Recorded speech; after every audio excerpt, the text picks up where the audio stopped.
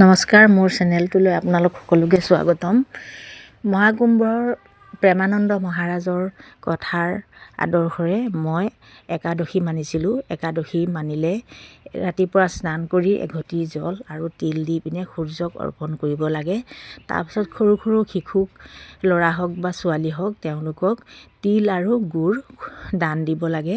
তেওঁলোকক তিল দান দিলোঁ। তিল আৰু গুড় ফাৰ্ষ্টে মই তেওঁলোকক খোৱালোঁ। তাৰপাছত তেওঁলোকক মিঠাই, তেওঁলোকক ফল, আপেল, কল, কমলা আৰু চিংৰা এইখিনি তেওঁলোকক অন্ন হিচাপে খোৱালোঁ।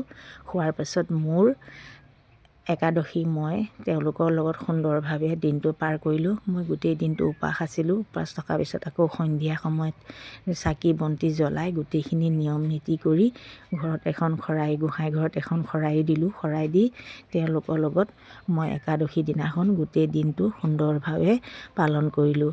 নমস্কাৰ সকলোলৈ। মোৰ চেনেলটোত ছাবস্ক্ৰাইব কৰি দিব।